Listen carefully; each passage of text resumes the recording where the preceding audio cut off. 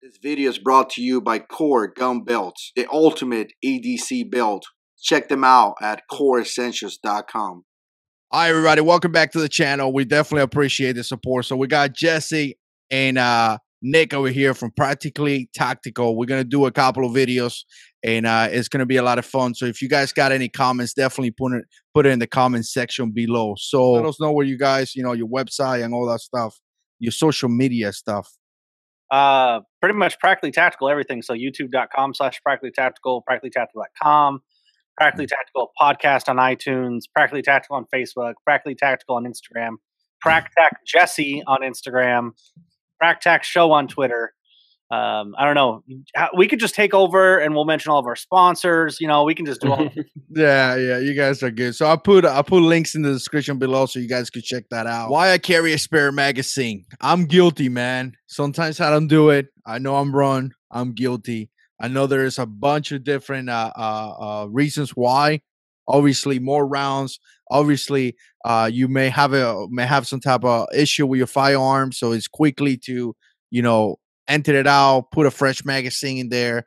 That's probably going to be one of the biggest issue. I mean, there's a lot of different things. You guys want to talk about it, Nick? Yeah, guilty too. For I would say actually a recent class really changed that for me. But I was guilty too of like, dude, I'm carrying, in my CZ, I carry freaking 19 rounds, and you think 19 rounds, that's pretty good. However, it's amazing how fast you can go through rounds. You can go through it really quick. So that was, again, I'm quoting Will Petty's Center for Use Training vehicle class a lot because that was my most recent class. So going through that class, like not just cars, but you look at intermediate barriers of having to port or make a hole or degrade that type of cover to where you can then get ballistic advantage through that. That eats up a lot of rounds right there, especially cars. Do that a ton, looking at Windows specifically. But then you look at Craig Douglas, for example. If you guys haven't checked out Craig Douglas, ShivWorks, ECQC, he does a lot of entanglements. Something that we talk about too is there's like this 3 rounds, 3 seconds, 3 yards. That's really not correct because that includes a lot of law enforcement stuff. What it does is it gives us an average of, there's going to be some 3 yards is the average. That means there's closer and then there's farther.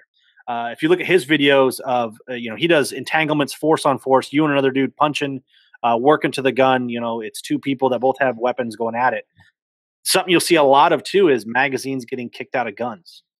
You see that frequently in those entanglements, just weird things going weird places and knock out stuff. So I think it's not only, I think Paul Gomez had the quote of, guns and bullet equals time and fight. Yes, that's absolutely important. And that's a spare magazine increases that time and rounds. But then you look at malfunctions, you look at weird things happening of mags getting dropped. It's, and then you look at, like just porting a hole through a windshield can take, 3-4 rounds to start delivering accurate rounds on target. That starts eating up. So now you look at, for example, like my 9mm 1911 has 11 rounds. If I had to work through an intermediate barrier, there goes half my magazine capacity. Glock 19, you're still expending, 1/3 of your magazine doing that. That's a lot of bullets just in a little short amount of time. So it doesn't hurt you to carry an extra mag. And so I am back on the train now of carrying a spare magazine. You guys have said we're all guilty, right? Like, you especially running errands. Hey, I'm running to Walmart. It's 10 minutes away. I'm throwing on a Glock 17 or a Glock 19. I hope I encounter nothing that this couldn't handle. But like Nick said, man, it's all those factors. The other thing is handguns aren't really great at killing people, to be honest. Guys take quite a few bullets. Again, it's every situation can be different. You could get 1 round and it put the guy down, but you could get guys that eat up 7, 8, 9 rounds. I mean, look at Jared Reston's story, for example, if you guys haven't heard that. I mean, I think he had 1 or 2 rounds left in the gun at the end of the fight, and it just happened that it ended right when it did, right? I mean, but had there been another person, something else, some other situation, right, he would have been totally screwed in that situation. So I think, yeah, obviously importance. Not only that, it's like a spare tire in your car, right? If you have a problem or something, the only way to fix that at that point is to get a new mag into the gun. And we see it all the time. Magazines go bad, right? So that's why I think it's important to carry, factory magazines. For me, I've had issues with some of the Magpuls in the past, the older gens. The new ones seem to be pretty good to go, but for me, I'll just carry standard factory Glock mags. I'll carry the standard 19 in the actual gun, and then I carry a 17 as a spare. Actually, I've been carrying a 17 with a +4 on the end of the base pad or with an extended base pad. So yeah, I think there's so many ways out there right now to carry a spare mag that there's really no reason not to, especially because I tend to find that guys, they like to carry less gun, if they can get away with it. So the Glock 43s are very popular, Glock 42s, Smith & Wesson Shields. And like Nick said, man, you're getting 7 rounds. If that doesn't cover it and that's all you've got, then what? What's your plan after that? So, some of the more popular options that I'm seeing right now, obviously, is a dedicated spare mag pouch. Most companies are being able to form them pretty thin, like the ones I've got from Squared Away Customs are nice and thin. It's not connected to the holster, so I don't really like that because that kind of dedicates to where it has to sit, right? And depending on my jeans, depending on the pants I'm wearing, whatever the case, I might have to move that magazine a little bit. I might have to can it at a slightly different angle to get it to sit comfortably for me. And I can't do that if it's actually attached to the holster that it rides on. So I like to have them separate. Like I said, there's plenty of great options out there for the inside the waistband. Most of the time you could even get away with one of the nice Kydex outside the waistbands under like a loosely fitting shirt, that rides high enough on the belt where it's never really going to show. There's the Neo Mag, I believe it's called, which is basically like a little magnet that kind of clicks onto the side of the mag. It fits deep in your pocket.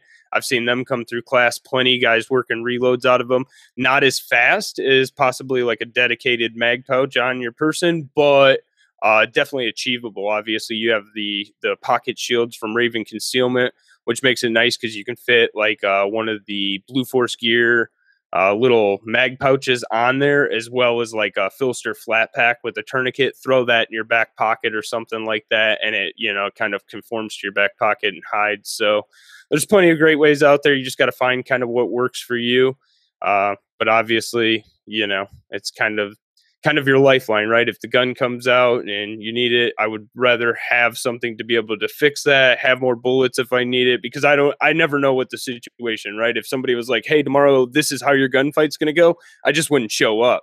But I don't know, so for me, it's, being prepared for whatever is going to be thrown at me. And I see too many times, like, where Nick said, guys think it's going to be a 3-round fight.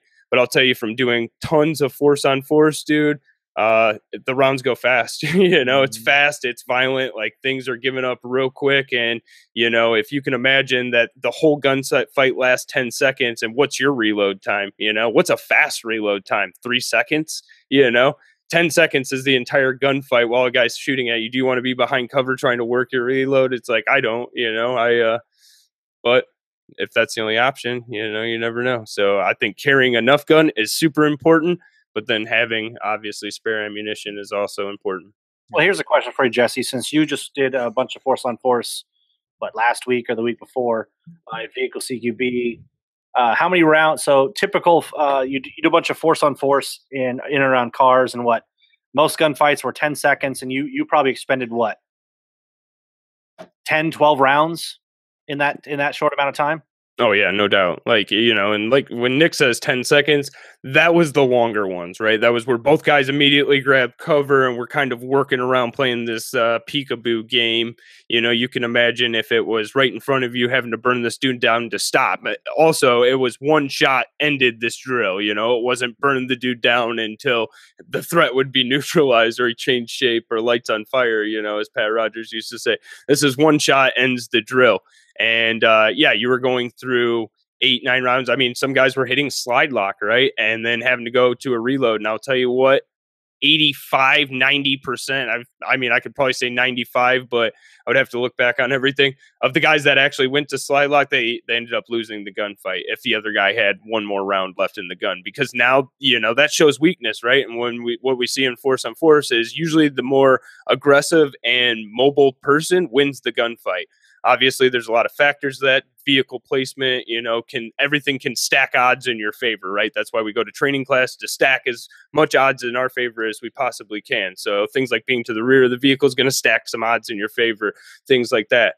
But yeah, man, it was quick, fast. Bullets were flying quick, and if you ran out, the other person would capitalize on that. They would see weakness and be like, with blood in the water for sharks. They were coming for you, and that was the end of the drill most of the time for those guys, as well as like moving off the X in those situations, right? Like, I'll just move off the X. I'll get to a place of cover. Like, good luck when someone's shooting at you. We had a guy that tried to move 6 feet real fast, So again, it all comes down to what you carry, and these are things that you really need to be thinking of. I know it's comfortable to carry a single stack gun, but you got to think about what situations you might find yourself in, how do criminals roll, and when you look at like William April's Unthinkable class and really delve into that criminal mind, you'll see that most situations set up for, you'd want more gun than less gun for sure.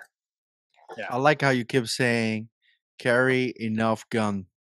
Because, I always, and probably this is not the conversation for this video, but I always feel that every time we go to a smaller gun, we're giving things away. Like when we go from a rifle to a pistol, we give a lot away. From we go from a duty, like a full size pistol to a compact, we're giving more away. When we go into a pocket carry, we're giving a ton away. So, yeah, the fact that people always say, well, having a gun is better than having no gun, I always agree with that. Obviously, having a gun is better than not having a gun, but there is always a gun that is better than the other gun. Like, if you get yourself in a firefight, I want to carry what Nick is carrying, not my little Glock 42 in my cargo pocket. So when you go down to that, even when you go down to like not carrying a magazine to bring it to this, you're giving stuff away, and you're giving a lot. It could cost you your life eventually. Oh, no doubt. Well, and I never saw anybody complaining in firefights that I have too many rounds. No doubt. Well, and you bring up another good point of, especially when we get into like the subcompact guns or pocket guns like that, is in-fight access, right?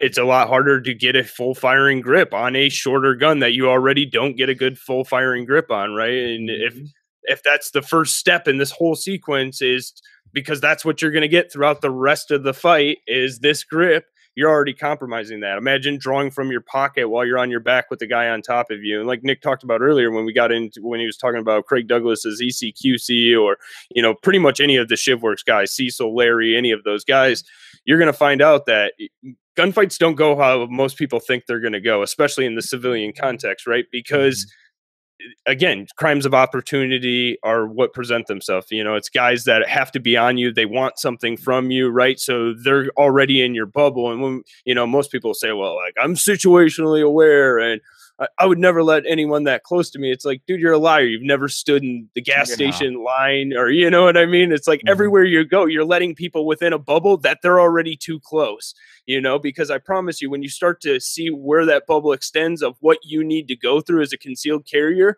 to be able to get to that gun, it's not all just, oh, he's a threat, now I'll draw the gun. It's like, that's where people end up getting their gun taken from them, right? Or they never get their gun deployed, or they end up, smoking someone that doesn't need to, again, be shot that day. So a lot goes into this entire thing, right? And that's why we push the training aspect so much, because I feel like a lot of people get out there and they feel like they have a little bit of information, right? But a little bit of information can be dangerous. And it's not till you put yourself in these pressure testing situations on somebody else's time, on somebody else's situation with a real world context, but there's no real world results, right? Like there's no consequences of you doing that. I'd rather you fail in training as a learning point than to, like Nick said, do it for all the marbles and, it'd be the first time and you completely failed then, right? There's dire consequences when it comes to carrying a firearm with them, and that kind of leads into actually our next topic that we'll be talking about after this. So. Well, and here's something too, and I'm completely guilty of this, is just throwing that spare mag in your pocket. The one, if I carry a spare mag in a pocket, again, maybe there's places going somewhere and, that's critically important. You need to look, no printing or whatever. I do my back pocket versus my front pocket, based on if I get into again, it's like everybody just says I'll just draw my gun until you go take an entanglement class, and then you realize like that's a lot harder than it's easier to say it than do it. So, because the issue is when you get into entanglements and you get in these weird positions, and again your legs end up coming up, it's hard to get into your pocket. Like right now, me sitting, it's really hard. If I was going to try to get a magazine out of my front pocket, really hard. Back pocket access is easier, but now I'm taking, if you take a combatives class, rule number one is elbows to ribs. So I have to break that rule to get out my back pocket. So I prefer not to do any sort of pocket carry based off of that. So I just run a dedicated, inside the waistband mag carrier.